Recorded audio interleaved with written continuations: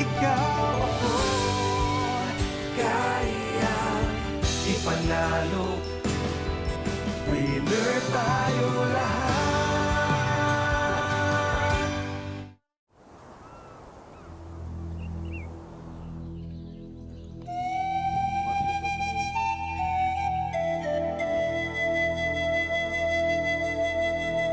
Puno ng buhay o Tree of Life. Yan ang turing sa mga matatayog at nagtataasang puno ng niyog na matatagpuan sa buong kapuluan ng Pilipinas.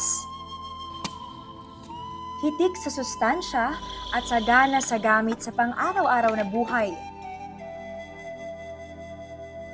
Tunay nga na ang bunga nito ay hindi mauubusan ng pakinabang.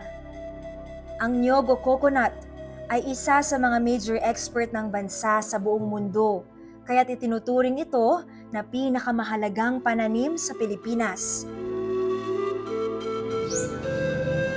Malaki man ang pagpapahalaga sa industriyang ito, mapapaunlad pa ito sa pamamagitan ng dagdag na suporta upang makasabay sa modernisasyon ng mga magsasakang naghihirap sa pag-ani ng paborito nating buko.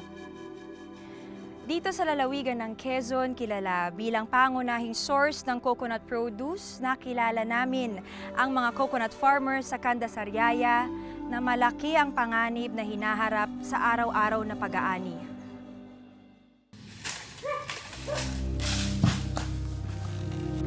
Isa na rito si Mang Ignido, mag-aanim na pong taong gulang at 40 taon na sa coconut farming. Kamusta po ang buhay ng pagnunyog po tayo dito sa barangay niyo po? Ayos naman, no? Ibig sabihin, yun na aking kung sa asawa ko, naipagpakain sa anak ko. Nakatulong po iyong kabuhayan niyo po. Nakatulong. May mga peligro po ba kayong kaakibat po dito sa pagdunyog na tayo? Meron, no? Merong pagkawit ko, merong tatalbugan, kung saan-saan. Masakit. Kayo po ba ay natamaan na ng nyog po? Isang beses, dito, the place. Ano pong nangyari pagkatapos sa inyo yun? Ay, medyo ako na wala ng malay. Mga 1 minutes. Ay, sabi sa akin ako kasama ko, kaya mo pa? Sabi ko, ay, kaya ko naman. Sabi ko, mamahinga ka muna at mas mayalasa mo. Sabi ko, mamahinga lang ako ng kaunting oras. Tayo magkakayot natin ng matapos na agad. Hindi niyo na po dinala sarili niyo po sa ospital po? Hindi na. Pahinga lang? Mahinga lang ng kaunting oras. Tay, gaano po ba kapeligro yung pagkakawit niyo nga po dito sa barangay niyo po? Ay, mahirap din. Iwan ng ano niya. Hindi mo alam na pagtingala mo, mayroong binabagsak eh. Hindi mo makita agad. Lalo pag ang araw isulo.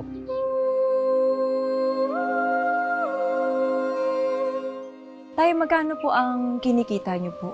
Hindi parehas. Mayroong 500, mayroong kumisan 700, mayroong 200. Sapat na po ba yung 200 hanggang 700 po? Hindi ka pare-parehas.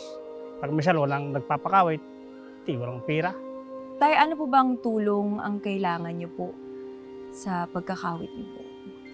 Ang gusto ko yun, tumaas ang niyog at nang lumaki-laki ang aming sa kawit. Pag mababa ang presyo ng niyog, mababa din sa kawit namin. Ano na lang po ang pangarap niyo po para sa pagnyunyog po ninyo dito? Ang pangarap ko sana umiba-iba naman ang buhay at nang hindi na magkawit.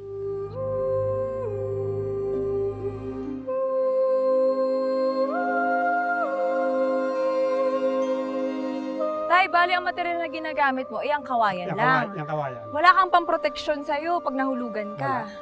Tiwala na lang. Tiwala na lang. Pali na wala lang mata. Ingat tayo, ah. Ayun na nga!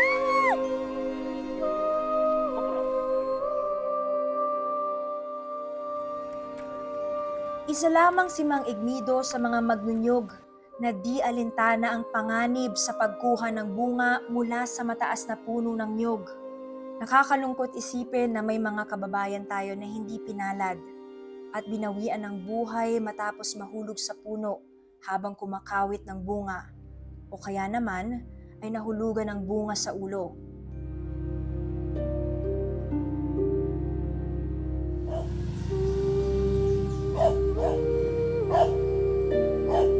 Itinuturing ni Mang Gilberto na pangalawang buhay na niya ngayon matapos mabagsakan ng bunga sa ulo. Sa kabila nito, nananatili siya sa kabuhayang ito at patuloy na hinaharap ang panganib na kasama nito. Gano'n na po kayo katagal nangangalawit po ng buko? Yung 40 anyos na po. Renta na. Tay, pansin ko po ano po nangyari sa noon, tay? Yun po sa pagkakawit ko pa rin po. Talbugan ng niyog. Kailan po nangyari ito nung nahulugan kayo ng inyong? Ako po binata pa pa nung. Matagal na po. Matagal na po rin. Ano daw po sabi sa bukol niyo, tay? Kung wala daw po nararamdam sa aking mata, hindi nalabo. Hayaan na lang po. Sabi po sa akin. Saan po kayo kumukuha po ng pambayad po ng pang-ospital kagaya po nung nangyari sa inyo? Tulong-tulungan po namin kakapatid.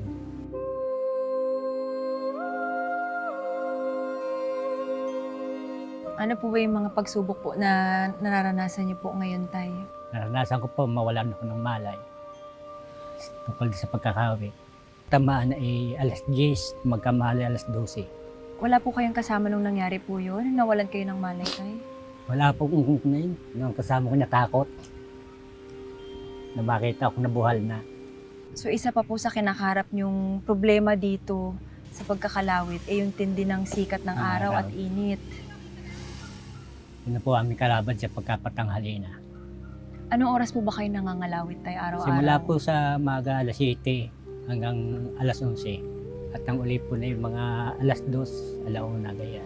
Tay, ang dami na po palang nangyari sa inyong mga peligro at disgrasya. Bakit tinutuloy niyo pa rin po ang pagkakalawit, tay? Ay, wala akong magot, wala akong maasang pambuhay sa pamilya.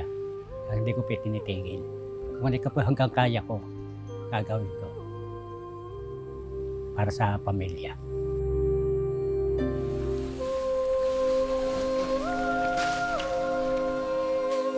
Dainga ng mga kagaya ni Mang Florencio na binubuhay ang pamilya sa pagnunyog. Kung may iba sanang paraan para kumita, agad din ang kakagatin para sa kanilang kaginhawaan.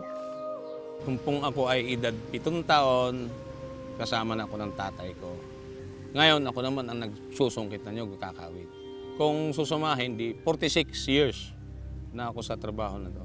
Unang peligro sa amin yung mabagsakan kami ng niyog, saka yung kagat ng ahas. Ang isa pa ay yung tangkay ng niyog bumagsak sa aking mata. Kaya po ito ay medyo malabo. Ang gusto ko lang maging magandang tugon sa aming paghahanap buhay na to, saka tumaas ang presyo ng niyog. Ang iniisip ko kasi, yung sa delikado naming hanap buhay na to, bala ko kasi kumuha na ako ng life insurance. Kaso hindi ko kayang magulog. Sana kung may makakatulong sa amin, makakapagbigay, mas maganda, mas mabuti. Hindi yung para sa akin lang, para doon sa aking mga kasama.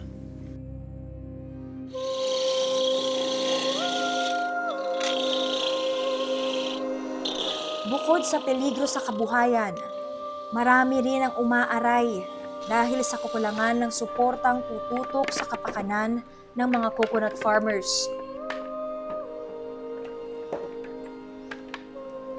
Gaya na lamang ng presidente ng Samahan ng Magnunyog sa Kanda Sariaya na si Sir Manny. Umaasa siya na bigyan ng pansin ang hinaing ng mga magnunyog at mapagkalooban sila ng sapat na kagamitan at proteksyon para masapagkakitaan ang mga ani at mapaunlad ang kanilang kabuhayan. Marami kaming naging problema sa pagniniyog. Ang ating presyo ng niyog ay sobrang baba. Sa ngayon ay hindi pa namin nakikita kung paano yung tataas. Kaya yung iba ay nagtatanim ng mga iba't ibang uri ng mga pananim sa ilalim ng niyugan. At doon kami nangangailangan ng suporta kasi ang aming mga kasamahang magniniyog ay wala ring kakayanan para magtanim ng kung ano pang dapat na itanim. Mapanganib talaga ang magtrabaho sa pagniniyugan. Nakikita kong solusyon doon ay kung sila ay mabibigyan ng tamang personal protective equipment na dapat naman nilang gamitin at saka yung social protection ay kasi kalimitan sa amin ay walang access o kung meron man na access sa hospital ay malaki ang binabayadan o wala kaming pambayad.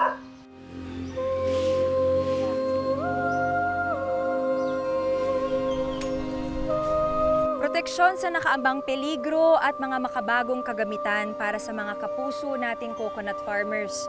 Yan ang kanilang pangunahing hiling nang lalong magbunga ang kanilang pagsisikap sa bawat pag-akyat sa puno ng buhay. Yan ang kwentong aking tinutukan dito sa Si Manoy ang Ninong Ko.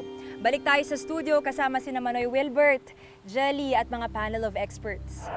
Maraming salamat, Patricia. Paano nga ba mababawasan ang peligro sa ganitong kabuhayan at ang iba pang paraan para madagdagan ang kita ng ating coconut farmers? Kasama natin ngayon sa studio sina Dr. Dexter Respicio Buted, Administrator at CEO ng Philippine Coconut Authority, at si Ana Marie V. Quincina, Chief Business Development Division ng Department of Trade and Industry, DTI sa Quezon Province. Magandang umaga po.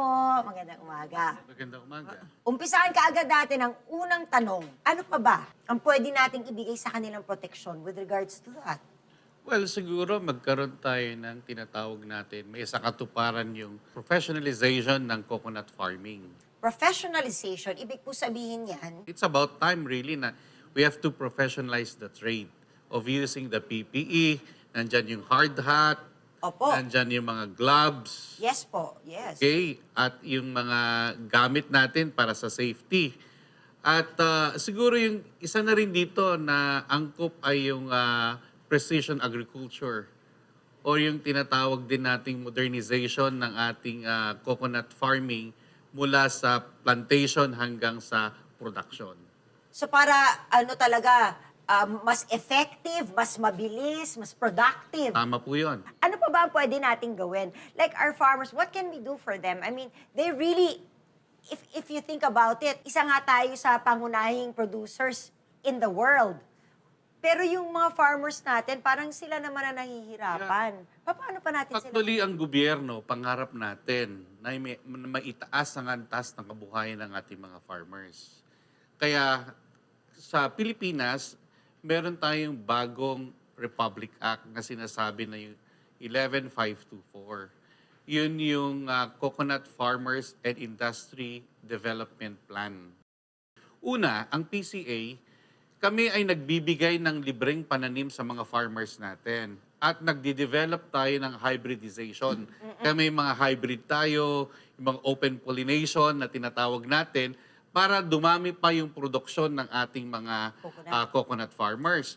Nandun din mga varieties like yung aromatic. Sunod, nandyan naman ang CHED. Yung CHED naman, para matulungan ulit yung farmers natin, ay binibigyan natin ng scholarships ang kanilang mga anak.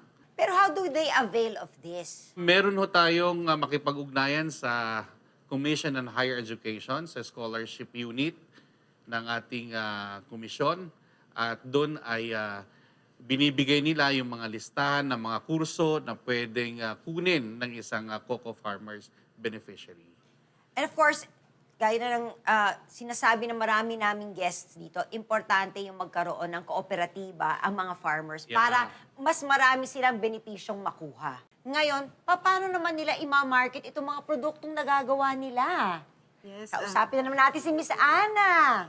Okay, Miss Jelly, katulad ng binanggit ni Doc kanina, talagang napakaraming produkto yung pwedeng gawin out of coconut. So, meron niyang domestic at nakakarating na rin sa export market. So, paano sila dadalhin sa merkado? Of course, ihahanda natin yung mga produkto. Kinakailangan maganda yung kanilang bihis. Kapag sinabi natin, tama yung packaging and labeling.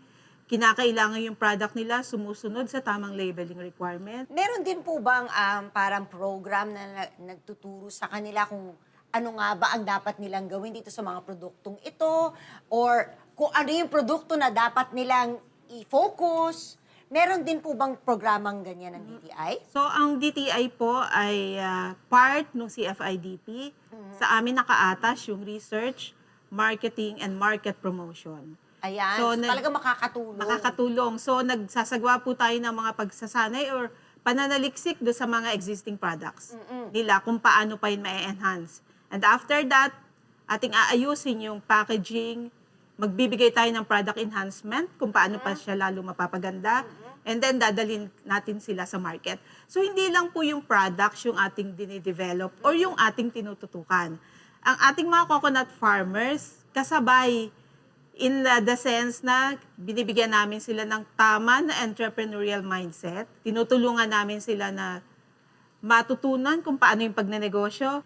Hindi lang yon. Tinutulungan namin ng mga coconut farmers natin at ang iba pang mga entrepreneurs na mag-comply sa mga regulasyon ng gobyerno, tulad ng pagpaparehistro ng kanilang business name, pagkuha ng business permit, pagkuha rin ng FDA, license to operate, marami yan. Ang daming steps, Oho. pero pwede lang silang lumapit sa DTI, na malapit sa lugar nila and masusolusyonan ng lahat ng yan. At meron po kaming iba't ibang negosyo centers sa 30 municipalities sa lalawigan ng Quezon. So pwede silang pumunta doon at humingi ng advisory, ng business advisory sa aming mga business counselors. Paano ba makaka-access ang isang coconut farmer sa lahat ng mga programang binanggit nyo? Kasi ang daming possibilities, pero how? How do they make it happen? Una sa lahat, dapat ikaw ay letihimong rehistrado sa National Coconut Farmers Registry System. So pwede kang magrehistro.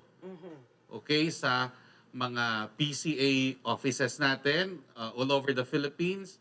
Kung wala pong PCA, nandun ang the Department of Agriculture. Pwede din Okay? doon. Sa Either one, munisipyo, pwede. sa lungsod, at pwede rin sa ating province. So, basta't mag-register po. Yes. I Para hope makuha yung mga lahat. requirements is not going to be so hard. No? Hindi.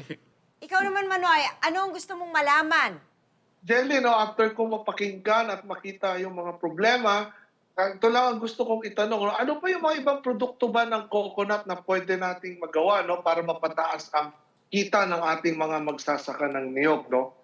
Siyempre, gusto po natin ito na tumaas mo yung kita nila. And ano ba yung mga pwedeng ibigay nating mga kagamitan o makina para matulungan po sila dito, no? Yan po yung isang katanungan ko. Mamaya meron pa akong isa. Ayan, Dr. Dexter. Mula sa kanyang bunga, okay na, yung kanyang coconut meat, nandyan yung ating copra. At yung copra naman ay nagiging coconut oil. At nagiging ito ay gamit natin sa pampaganda, Yes, sa mga cosmetics, gamit natin sa skincare, pagkain. Sa pagkain. Yung coco water naman, yan ay isa sa mga abilidad ng isang Pilipino na ito ay matinding export natin sa buong mundo. Kahit saan ka makarating, may coconut water na galing Yes. sa Pilipinas. Tama po yan. At hindi lang yan, nandun din yung coco shell niya. Ito rin ginagamit natin na napakahusay na filtering natin, yung activated carbon. May ganun Yan, din. oo. Oo. At malaki din ang ating produksyon at malaki ang naiambag niya sa ating ekonomiya. So, ang dami talaga. Tama. At saka yung coco husk niya, ito, yung coco pit niya ay nagagamit natin sa gardening, sa handicraft. Lahat ng parte ng coconut ay may gamit. At ito, may mga discoveries din tayo na yung coco meat nagiging hamburger na rin. Yes. O naging hotdog. At may mga breakthrough rin ng ating coconut. Yung ating biodiesel na tinatawag natin. Okay, at saka soon, ito ay aviation fuel na rin. My goodness, Yan, walang kaya- tapon, tas napaka-importante talaga ng coconut. Kaya kailangan Tree of natin... life. Tama po yan, Jelly. At kailangan talaga natin at mag-ambag tayo para magkaroon at mapanatili natin ang dami ng niyog sa ating lugar, sa ating bansa, para ito ay makatulong sa ekonomiya ng ating minamahal na Pilipinas. Yes. Manoy, sabi mo kanina, dalawa yung tanong mo. Ano yung next question mo? Ang isang tanong ko, Jelly, no, kung meron tayong crop insurance para po dito sa ating pong mga magniniyog, di ba dapat may insurance din tayo para sa mga farmers, no, na nasa panganib, no, dahil sa kanilang hinaharap, no. Makakatulong ito, di lang sa kanila, kundi pati na rin sa kanilang mga pamilya, no. So meron ba tayong crop insurance tsaka yung parang personal insurance po nila dito? Meron tayong crop insurance. Yung tanong kanina ni Manoy ay about sa personal insurance. Alam namin kung gaano kahirap, lalo na ho yung pag-aani ng mga buko natin at traditional way pa rin ang Kanina nga, ginagamit may natin. bukol yung Oho. kasama. So, dun sa social services natin, ay hindi nakasaad doon yung personal insurance. Ay, hindi. Ang pwedeng tanggapin o binibigay lang ng PCA ay yung tinatawag natin pag sila'y nagkasakit, hospitalization. May pondo po tayo doon, yung mga magkakasakit ng mga farmers. Hindi lang po yung farmers, kasama din yung pamilya. dependent nila na dapat ay hindi tataas sa kanilang gulang na 18 years old. So yun ang So may suporta din may na suporta ganun. ho tayo. Pero maganda ho yung suggestion ni Manoy na dapat isama ang personal insurance. Ayan. Gusto ko lang ipaalam sa ating mga kababayan, ang deadline po ng registration ng NCFRS ay June 14 sa taong kasalukuyan. So, inanyanahon kayo na sana kayo ay magrehistro para kayo ay mapabilang. Habol na. Dahil maraming benepisyo that awaits pag registered. Maraming salamat po sa ating mga bisita today sa aming pagbabalik. Mas yayabong na ba ang herbal garden ng mga taga Bukidnon? Ikaw ako kaya ipanalo. Winner tayo lahat. Welcome back sa Si Manoy ang Ninong Ko. Safety at dagdag na kita ang kailangan ng mga magsasaka ng niyog sa Kanda, Sariaya, Quezon. Kaya Manoy Wilbert, paano ba natin sila matutulungan? Ito yung mga nalista kong short-term solution na ibibigay natin agad sa kanila.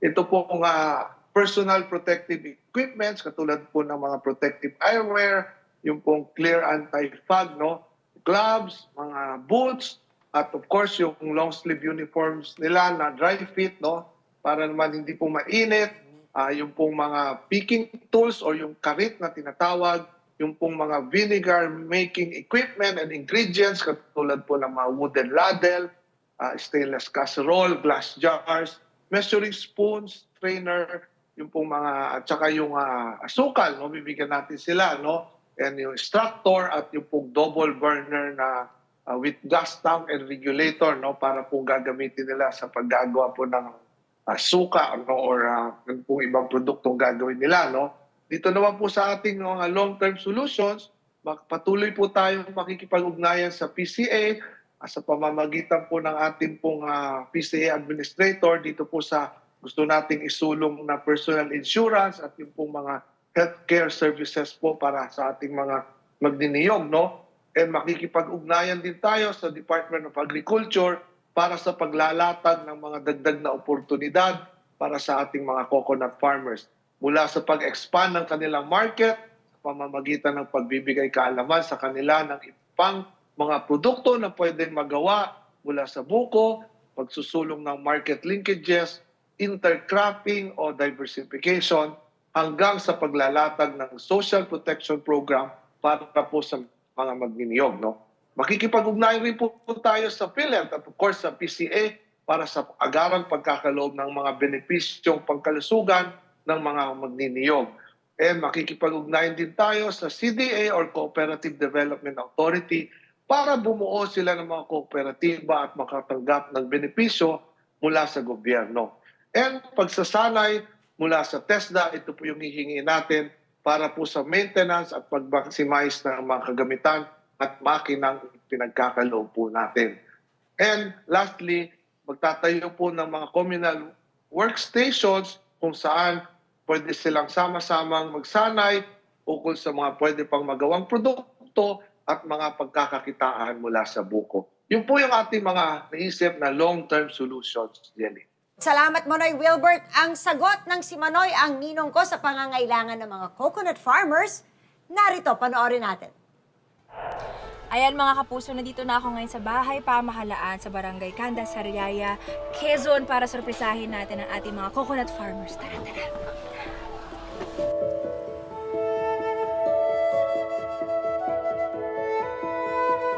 Ngayon ay tayo ay maswerte dahil tayo ay binisita ng ating isang nagbibigay ng programa sa ating magniniyog o magsasaka. Narito po ang kanilang host na si Miss Patricia Tumula.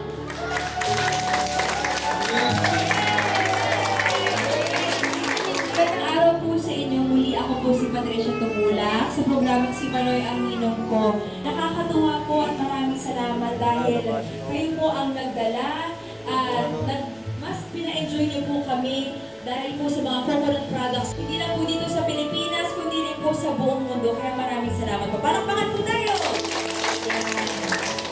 Mula po sa Si Manoy ang Ninong Ko, tanggapin niyo po ang aming munting handog. Simulan po natin sa kasangkapan at yung mga machine tools and equipment sa paggawa po ng suka.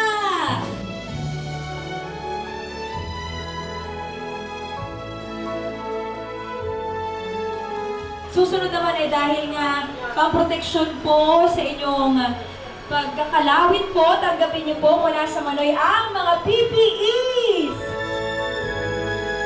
Lahat po ng mga kasama natin ngayon ay bibigyan po ng life insurance para po payapang tayo sa inyong pangkabuhayan.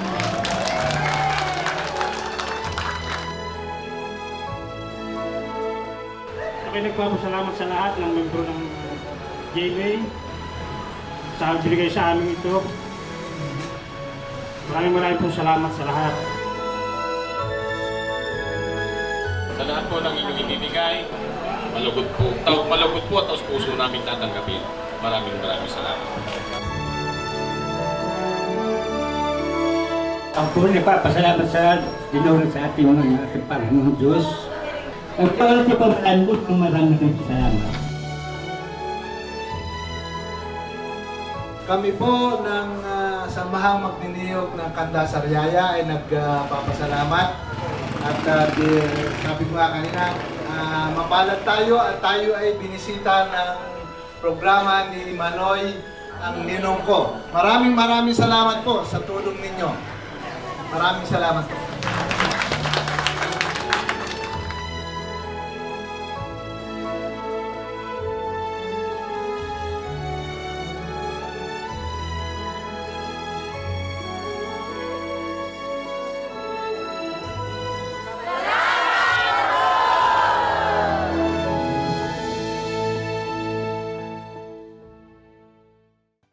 Sana nga mula ngayon, mas maging ligtas na ang mga coconut farmers natin dyan sa Sariaya, Quezon. At natapos na naman ang isang oras nating pagsasama-sama. Manoy Wilbert, your parting words. Jelly, tandaan lang nating lahat, ikaw, ako, tayong lahat, deserve natin ang dagdag na kabuhayan at kita, deserve natin sapat at murang pagkain, deserve natin ang mas aasahan na serbisyong pagkalusugan. Kaya magtulungan tayo sa katuparan ng lahat ng ito. Kaya we should demand better. Sa kabila ng mga hamon, basta't nagkakaisa, laging umuusbong ang pag-asa at nagbubukas ng maraming oportunidad para maging winner tayo lahat. Maraming salamat, Manoy Wilbert. Maraming salamat din sa ating mga naging bisita ngayong linggo. At syempre, salamat din sa inyo mga kapuso.